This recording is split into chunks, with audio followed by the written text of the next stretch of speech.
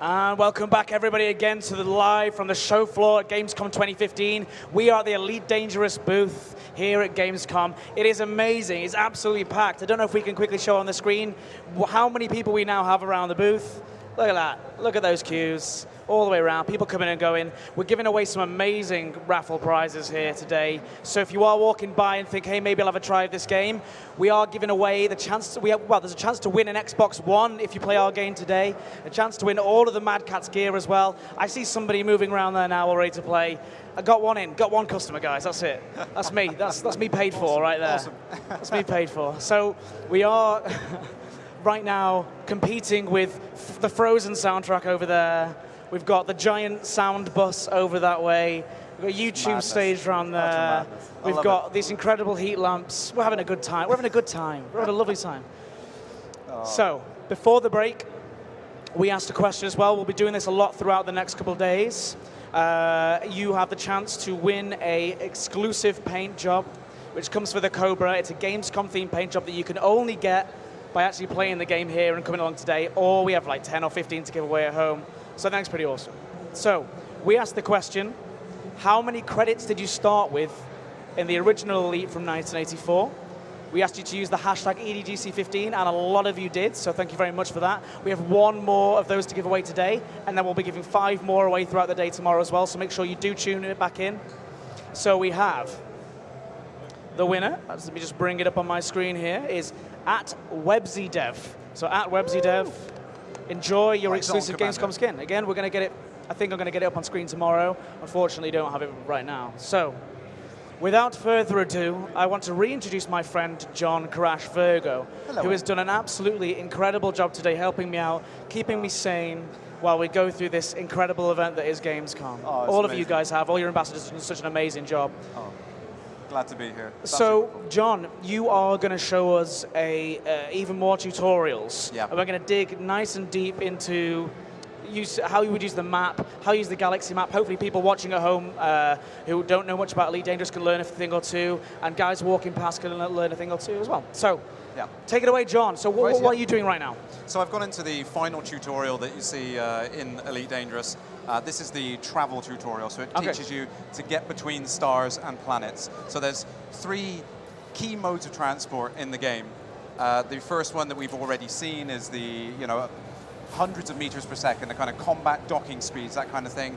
Then you go to Super Cruise, which is for traveling between the planets. It's a little bit faster, it's multiple times the speed of light. But then finally, the final step of travel is the hyperspace, which allows you to jump between entire stars in literally seconds. And actually, in Elite Dangerous Horizons, which we, of course, announced here at Gamescom, there is another type of travel. Yes. Which we'll actually be talking about later on with Eddie Simons when we bring him on in the next hour or so. Literally, yes. Yeah, and I'm really excited about that. Yeah, I cannot wait for that on here. So you can see here, this is a system map. Now, it's hard to kind of explain how big this game is. I mean, you've seen the combat, you've seen some of the other tutorials we've done earlier on today, but just to give you a sense, this is an entire star system we're in right now. So I'm going to go ahead and leave the dock of this this starport and then travel to another star. Yeah. And then you can see... So you're making this look really, really easy, but... I've done it a few times now. Yeah. How many, if you could pluck a number out of the air, how many times would you say that you've actually... Thousands, easily thousands. I've done it so many times. To the fact that I naturally go to the side with the green lights on the starport. I just kind of got used to doing that. So you can see here's an entire planet on the left-hand side of the screen. Absolutely phenomenal. The scale of this game is really, really hard to get your head around. So I'm going to go ahead and I'm going to leave the starport. You can see I'm only a few kilometers away from the starport. I need to get a little bit of distance between major things with a lot of mass on there. Yeah. It interferes with the faster-than-light drives. Once I get far enough away, I can go in and engage the Super Cruise. I can start traveling at faster than light speeds.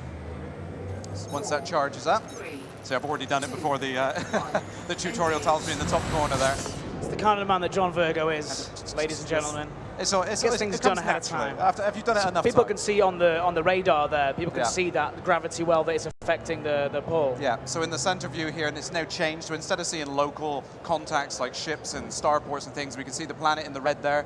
Basically means that I'm very, very close to it, and it's limiting my top speed. So I'm going to go and move away from the planet. I'm going to put it directly behind me. and eventually it will go from red, it will go back to orange, and that means we're basically uninhibited. We're out of the gravity well of that large body. Okay, so that ring around will turn orange? Yeah, that red ring around the once you've got a certain distance away from that planet that is causing the gravitational pull. Okay, sure. So you can see also in the top right of the scanner there, my speed is now measured in kilometers a second. I'm going a lot faster than I was in the lower speeds. You can already see the space dust zooming past. Yeah, very, very fast there. So what I'm going to go ahead and do is I'm going to target the next. This is a solar system called Destination, which isn't in the final game. This is obviously a training destination. It's just a tutorial, so now I'm traveling at literally millions of meters per second now in this current thing. So I'm going to go ahead and switch over to the galaxy map. And this is my favorite part of the game. Every single speck of light you see in this place, it's a location you can visit. It's mind-boggling. It's absolutely crazy to think that this game is that big. 400 billion star systems. Yeah, I know we throw that number around quite a lot, but 400 billion star systems is an impressive number. It's an impressive thing to have in a game. I would say that it is probably the biggest sandbox space ever. Biggest play space it has ever. to be. Yeah, it's enormous. It's really, really hard to put it into words. Just in case, I know that we said we'd go a bit more in depth in terms of this tutorial, but just in case some people don't know what you're doing here, that's your destination. So you find your destination, you can select it on the map, and that way that will allow you to sort of hyperspace jump to it, correct? Yeah. So that would jump to the other star system. Obviously, tutorial, there's only the 2 star systems, but in the full game, it's amazing. You see the sense of scale and the depth and the number of locations you can visit. It's absolutely enormous. Really, well, tomorrow as well, of course, we will bring up the full game, and we'll talk through lots of different elements, including power play. There are so many different things you can do on our game, whether that's trading, bounty hunting, mining, exploration. We might even have you talk a little bit on exploration in a moment, after we've seen you perfectly nail it and get into this destination. So I'm going to go ahead and jump to the next star system now. I mean, this thing is literally, you can see it's over 3 light years away. It would take just days and days to travel at this sort of speed to get there. Literally 33 days. Yeah, long time. And I'm currently traveling at 36 times the speed of light, and it's really, really fast. But this is hyperspace now. So this is going to allow us to jump between 2 star systems.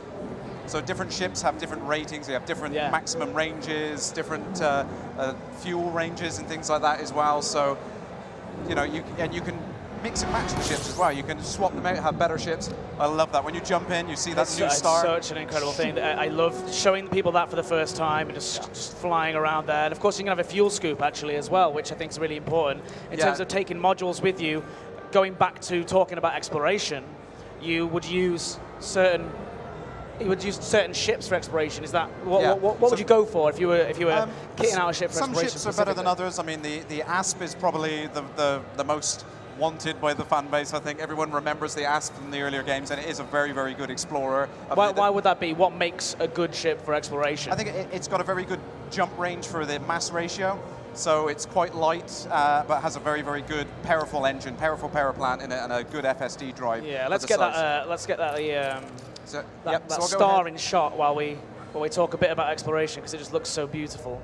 So there's the star now. So I've just come a little bit away from the star. Yeah. But yeah, I mean, I'm a big fan of the exploration. I mean, I've been to the center of the galaxy and back. It literally took me about 20 days of gameplay time. It was crazy. So that's Sagittarius A. Sagittarius A, right in the center. I can't remember the exact figures, but it's under 1,000. The number of people who've actually. Not many people. It's not that many people. The speed that people actually got to Sagittarius A was quite surprising. We were back in front of developers, like someone's already made it to the center, and you have, of course, that black hole right there. Super massive black hole. I don't want to spoil anything, so I don't think we should show any black holes, but they do look absolutely amazing in our game, and they really sort of warp that space around it as you look in the way, the warps the vision. The gravitational lensing and stuff like that. All of those scientific details in there. I absolutely love that. It's just so much fun to go out and find things like that. So what would you suggest to somebody who is trying to build up towards going on an exploration mission, who wants to go to Sagittarius A? What sort of things do they have to put on their ship? I'd say work a little bit on building up your ship and your credits first, so you understand the basics and get something. I mean, I went there in an Adder, which is not the most expensive exploration ship, but it was pretty good for the range. Okay. So the jump that has a higher jump range. Higher jump range, meaning that that's the distance, if anybody doesn't know, between the different solar systems. Of course, you can jump between systems like that. So you're approaching a destination station now. So I shall stop distracting you. No, it's no problem. No. So as you approach the destination, obviously I'm traveling at 3 times the speed of light right now, so I need to gradually throttle back, slow down as I approach so I don't overshoot. There's a nice saying in the community, the loop of shame, when you zip past your target and you have to kind of turn around. So why might people do that? That is actually something that intermediate players do struggle with. It was a long time before I realized about that 75% trying speed, to keep it in that range. Trying to match those things on the left-hand side also. Yeah, so you have the blue indicator on the speed on the right there will tell you that's a good location to have it in. If you keep that, it gradually moves down as you get closer and closer. You find as you get close to the gravity well of a planet or a star, that maximum speed starts to come down. Okay. So then you can see, well, I've only got a much more limited range, about a quarter of the thing there, and it's gradually reducing as I'm getting closer to the planet there. So you can see as I'm zooming past this planet, I really want to land on that thing. Such a tease. But I'm going to go head for the station on there Planetary at the moment. landings, Elite Dangerous Horizons coming, coming this holiday season. Really excited about it. I mean, that's going to massively change exploration for a lot of people, I think. I mean, well, this is what Sandy was saying earlier on as well, that people were kind of concerned. I got a question last night from one of the ambassadors, actually. He said he's concerned that things are being grouped off into different play areas, and how is all that sort of stuff going to relate into one another? Well, it absolutely is. Of course, it's just going to be new elements of exploration that are going to tie into your rating. Yeah. And all sorts of Absolutely. There's lots coming to mean that it will all work together even more seamlessly.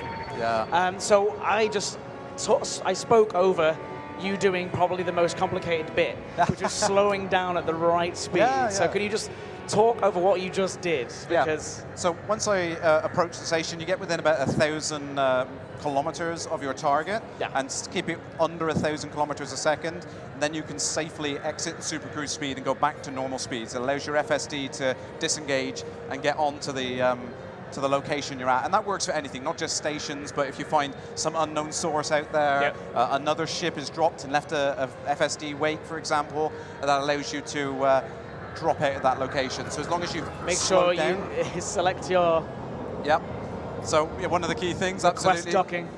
Request docking. There's a whole system of laws in the game, so you can't just go fly about wherever you want without requesting permission. So I'm going to go ahead and request docking clearance to go inside the station now, and I've been allocated pad number 13 down the bottom there. So I'm going to go ahead in. So you're making this look easy, of course. But the first few times that people try this, we have been showing people over on the main on the PC stations, showing people docking, and some people pick it up really, really quickly, and I'm always so impressed when someone just goes, "Don't know what you were talking about. That was really easy. Like I don't know. I'm docking every day. It's fine. Like I'll do it again. Just I want it to be harder." But some people, the first experience, I mean, you're not even looking. You're literally not watching the screen, and you're docking. That's pretty impressive. Is this better than Gareth's? I think it was. Sorry, Gareth, if you're listening. That was a very nice, smooth docking experience. You didn't even look. Very good. But maybe we'll do a docking competition later up on here on stage. Speed docking, I love that. Speed docking, and see how. Maybe we'll sort that out for Sunday or Saturday. So, I mean, I think one thing to show, do it faster. Do it faster? Now, all right, go on. Go on then, let's do it. Go on. Why not? Hey? One more. Yeah, one more. So you were slowing down. You were just showing how to do it the correct way. The correct way, yeah. The gentleman's way. The safe. Whereas somebody just outside front wants to see him do it really quickly. This is how to do it quickly. How to do it dangerously. I hope you're watching. I'm going to head on in. Unfortunately, I don't have boost, so... You don't have any boost? I don't have boost. Oh, that's a shame. So otherwise you would have actually just boosted straight in there. There we go. 28. Oh, he's noticed that he's at 28. He's at the wrong one. He's all right. He's coming in. Oh, no! Oh, no! Absolute disaster. Right, that's it. That would be a crash landing. They don't call you Crash for nothing. No, that's how I got my name. Right. We put too much undue pressure on you. We were talking. What I want you to do is one more time, restart the training demo. One more go. One more time. He's going to do it perfectly this time. This time, everybody. So I didn't have boost. I didn't have boost to go as fast as I possibly could. But also, I was distracting you. So I want absolute silence from everybody. The funniest thing was, I mean, we did the competition last year, wasn't it, for the speed docking? Concentrate, John. No, sorry. We did the speed docking competition. That was really, really good fun, wasn't it? A lot of good fun at LaveCon fan event, yeah. I had so many outtakes where I just did it over and over again, just totally messed it up. He's not watching again. I know what you. Different pad now, 34. 34, there we go. That's easier. That was easier. It was that 20, that last minute spin that you had to get over to platform 20. So you're still coming in quite hot here. Come on, slow down. No. You're out of practice, John. That was still very good. That was still very, very, very, very quick.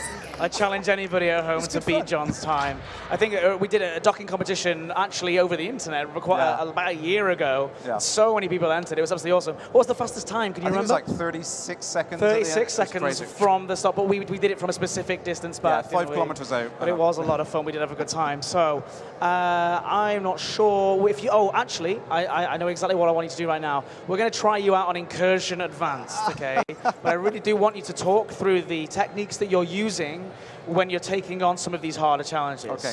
Now, John, Incursion Advanced is really, really tough. This is the toughest one. Yeah, absolutely. Yeah, our developers, I remember I was trying, it was, one of our developers was like, I've never managed to do it, so I will be very, very impressed to see how you do it. I will try my best. I mean, it's been tweaked and tuned since the alpha. The last time I played it was back in alpha. Really? Yeah, this has been... So it's been a while since I've done this one. Okay, so you're using your beam lasers to try and take down his shields first of all, of course. Yeah, so first thing, get locked onto this target. I'm going to use my beam laser to try and take his shields down first, and then switch over to the multi-cannon. The difficulty is, obviously, with this beam laser is fixed, so you kind of have to be really, really precise with the aiming there. The concentration phase is on. Yeah, you're concentrating. There we go. So now I'll switch over to the multi-cannon, which has a little bit gimbal assist on it. So you are following the tracking, because obviously the bullets don't move at the speed of light as your lasers do. Yeah, so it's got the little lead indicator in front, because with the multi-cannons, obviously they have some travel time. They're not instant hit like the laser is. Yeah. So I have to kind of the aim pride slightly of Lave. We mentioned Lave earlier on. 20%. Oh, so he's trying to make this guy hasn't touched you at all, so you're all right. Put the power back into the engines there, so I can try and stay on his 6. He's trying to free up some time to get his shields back. But he's too late. He nearly did it. He nearly got away from you. So who do we have up next? Who's the next target? There we go. We have the FA3 Condor. Yeah, these things should pop nice and quick, though, right, against your Sidewinder. So what I'm going to have to do, I think, he hasn't got any shields, but because he's a Condor, I'm going to put all the power into engines there so I can keep my maneuverability up. Obviously, the Sidewinder is heavier than the little Condor. That's right, the expert pilots, of course, will use that sort of stuff on the fly, changing between the different systems to make sure that you're maximizing your efficiency. Also, some pilots use a little thing called flight assist off. And I don't know if you use flight assist off very much, John, so I don't want to put you under too much pressure. I have got a custom key binding I use to do it, but I don't think it's set up on here. Okay, sure. Well, we'll make sure next time we're up here, we set it. Flight assist off is... I am pressing. So were you going in reverse then? Did I see you going in reverse? Yeah. So I was. He got me in a tight loop then. So what I did to try and break the cycle of the loop is I switched into reverse. So here you've got the 13th Axeman. Yeah. This guy is your match, isn't he? Almost like he is a. No, actually, what I mean is like a Sidewinder, like for like Sidewinder. Yeah, pretty much the same ship. So what I'm going to have to do is I'm going to. I'm not saying that his AI is better than your brain. I wouldn't be surprised. I wouldn't be surprised. So what I'm going to try and do is I need to get on his 6. So anytime he gets a weapons lock on me, you'll see on the bottom of the scanner there, it'll flash red and white. Right. And then that's a good time to switch back to the system. That's actually an actual really interesting piece of information that some people might skirt over. Yeah. When they have a lock on you, you see red and white. Where's that again, sorry? So currently he's facing away from me, but when he's facing towards me, he's got a weapons lock. He will flash red and white on the scanner in the bottom. Okay, I see. Well, on the scanner, okay. So that's one of the key things. Once you see that, it's best to push all of your power into systems, get your shields back up to maximum, because you're in trouble at that point. You need to get away from him then. So I'm going to go ahead. I'm right behind him now. So I'm going to try and push all the power into the weapons so I can sustain fire longer. He's trying to maneuver out of the way. The best thing is to try and keep him, obviously, the pitch and roll. See, he's coming right. He's back on me now, so I'm switching back over to... systems, get my shields back. I don't know if you were paying attention to the camera there, but John actually tried to dive out of the way. So I'm used to playing it with the Oculus Rift on the head tracking. The head tracker, I suppose that helps. Head tracking. So I've got an ED tracker and Oculus Rift. I love those things. It adds so much to the game being able to have the head tracking. It's really awesome fun. So shields are down now. It is a nice experience on those things. So here we go. Now you've got him. So I you're got him not there. getting this guy. You're not letting this guy get a chance to take you on at all. No. So I'm trying to switch back to engine power, trying to get back on his 6. Serious question, is this movement that you're doing actually helping you get a feel for the actual cockpit, imagining you're in the ship? To be honest, I didn't realize I was moving that much. I'm just having fun. I'm getting having fun, just getting into the experience. Really going. Like I said, so would you not, at this situation, try and target different elements of his ship, or is that just... I'd say, I mean, subsystem targeting, like I said earlier, is something which is really, really useful for the bigger ships. Something small like the little Sidewinder, you'd probably just best to do hull damage, get him down, get him destroyed that way. Yeah, sure. So you're really trying to save your multi-cannon bullets, right? Yeah, I want to try and save some of my rounds for the later rounds. I think because it's a tutorial, you have quite a lot there, but that would be quite expensive, I suppose, to use all those bullets. Waste it on a shield, because of course the shields, they go down quicker if you hit them with beam lasers and things like that instead, and then you hit them with the kinetic weapons after that. Yeah, that's absolutely the way to do it. The energy weapons are best for depleting the shield systems, and then you use onto multi-cannon cannons. I love the cannons, they're one of my favorite ones. Big, heavy rounds, really nice, satisfying thud when you fire those as well. Great fun. So you're locked into a bit of a joust with this guy. Is there what sort of extra tips? Like if we did have the binding set for flight assist off, how would you use that to your advantage to make sure that you can get the drop on this guy? So one of the things you can do, you switch flight assist off and you go into full like Newtonian flight. It's absolutely awesome. You hit that, you hit into boost, and then you can spin around 180 really, really quickly, and you can just go face to face with them and get back on target. So now you've gone for that reverse maneuver as well to create that space. And what you're doing with the X52 Pro here, which I think a lot of people are actually asking about the X52 Pro, you're tapping that reverse button to knock yourself back, and you're feathering it on and off to sort of create that space. Is that right? Yeah, absolutely. Also, flight assist off isn't something that you just select from a menu and then it turns it on or off. You can actually use flight assist on or off in the same way, feathering that button on and off to use that Newtonian physics to your advantage. Just a little bit on and off, and that's how I tend to do it. I mean, I've seen that there's some fantastic flyers out there who can do it 100%, like Isonona. Isonona is, if you check out some of Isonona's videos, there are YouTube tutorials by a guy called Tommy TTK, who I think are fantastic. I learn everything I know from watching streamers who do this kind of thing, Come on, John. I can't. I'll let you concentrate for a second. It's a concentration phase, you can tell. So remember, use that hashtag EDGC15 while John concentrates on this. We are giving away the chance to name your own planet at the end of the stream. I'll be announcing the winner for that at about 5:45. Yes, 5:45. So EDGC15, what you've got to do is tell us on Twitter why you love Elite Dangerous. It's that simple. Why do you love Elite Dangerous? Hashtag EDGC15. You'll get the chance to name your own planet in the game. It's pretty amazing. If you're walking around the booth and you can hear me, please take photos. Use the hashtag EDGC15 for those. Ask us any questions. We're speaking to Eddie Simons very soon, and hopefully he might be able to answer some of those. I'll have a big dig through. So I think we've moved on as well. John is on to the next. Yep, on to the next wave now. So I've got 2 Condors to fight against. So this is a little bit more tricky. So this is basically doubling up what you saw previously. But you have not taken any damage so far. I'm impressed. I would have taken damage from that last Sidewinder fight, I think. So I'm currently trying to fly backwards. You tricked the AI here. I'm trying, I remember the actual Incursion before Advanced was a thing. You could actually trick the AI and reverse away from them. But it has been improved so much that this guy is... Yeah, he's really staying on it. He's circling around me, trying to stay out of my line of sight. Of course, as soon as I get him in line of sight, I mean, he's got no shield, so he's pretty weak target at that point. So in the final in the proper game, in the open play, have you had some fights like this against real players, sort of a PvP type environment? Yeah, I must admit, there are some fantastic PvP players out there. They're really, really good. And it's great fun. It really is thrilling and exciting. I've had some great moments where you head into a system and one person spots you and interdicts you, takes you out, and then I race back to a starport with, very little hull left over. And the other day, literally, there was people around the starport, so I asked him, I was like, hey, do you want to help me out with the pirate that's chased me down? I was like, sure. He just winged up, started playing, just a little bit of co-op action to balance it out. Just brilliant fun. Love it. Yeah, look, you got this guy. You're not even paying attention. There you go. You knocked him. I love that. Look at that. Navigation. Oh, navigation error there for him. Just when I get onto the hardest one, it's going to be really, really difficult. So is the next one the difficult one, or is there a couple to go? I'm not sure. I'm hoping not, because I think, we got a Cobra this now. This one's going to be tough. Yeah. It might have to stop you in a couple minutes' time, but you should enjoy it while you can. So tomorrow, I think we'll be covering in the advanced tutorials. We'll be going more into the actual full proper game. We'll be talking about some of that navigation stuff you were talking about with the using the galaxy map and how to understand and navigate that galaxy map. We'll be doing a bit about exploration, and we might even touch on power play as well. So power play is, of course, part of Elite Dangerous, where you can pledge your allegiance to a power. You get rewards for helping that power out. They have these amazing character cards. You work with other players to spread that power's influence. You can see it all beautifully sort of portrayed on the map. It's pretty interesting stuff. And of course, Elite Dangerous Horizons, which we announced a couple days ago, is Planetary Landings.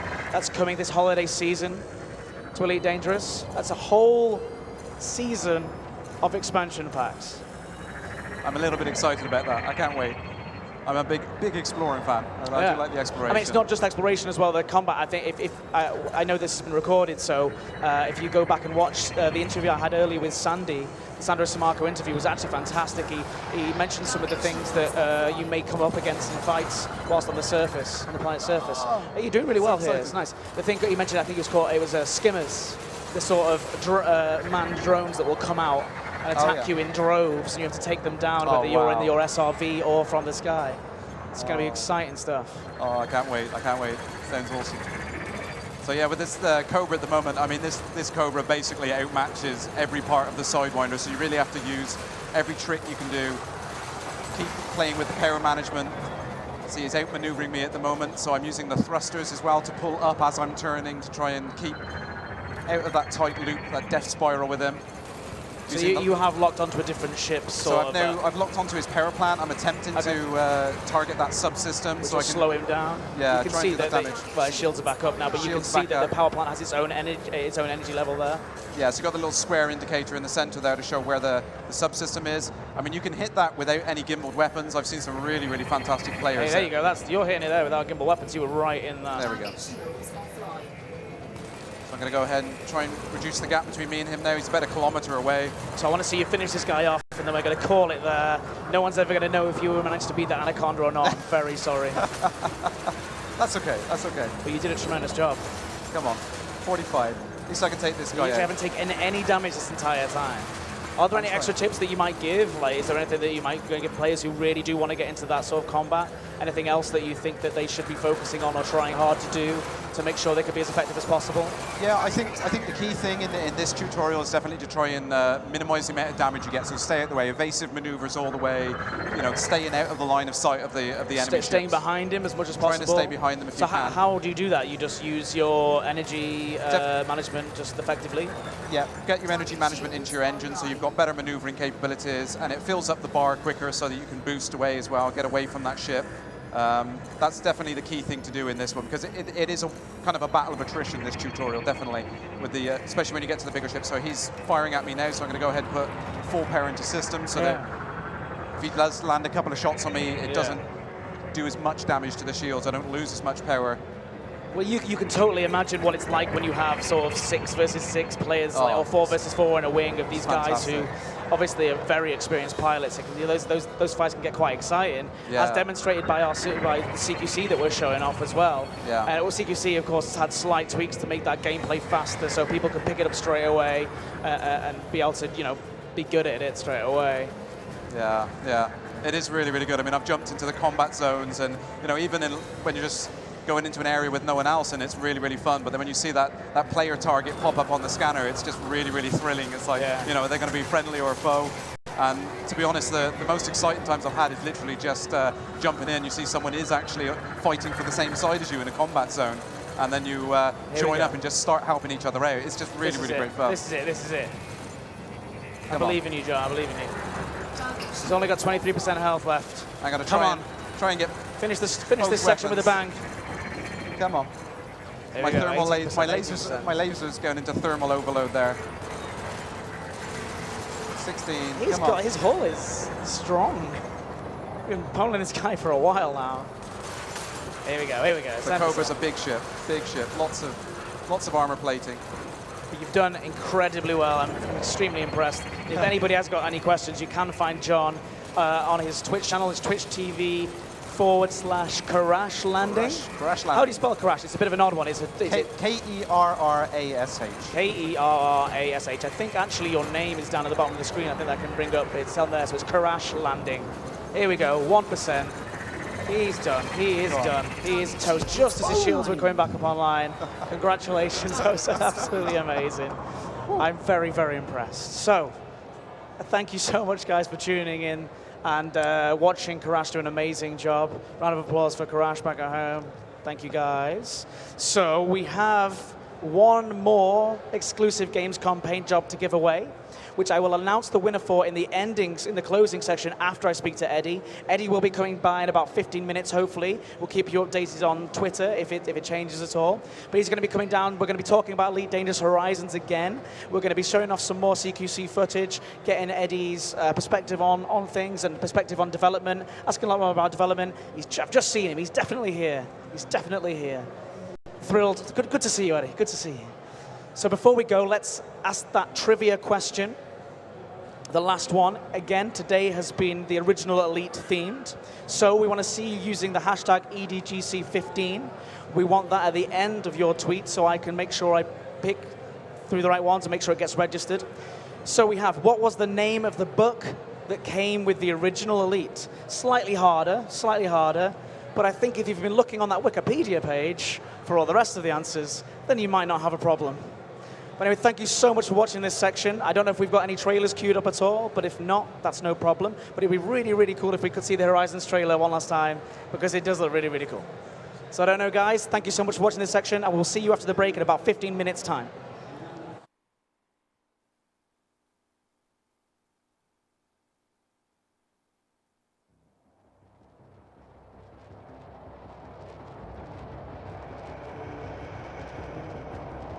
Descending around 150 meters per second.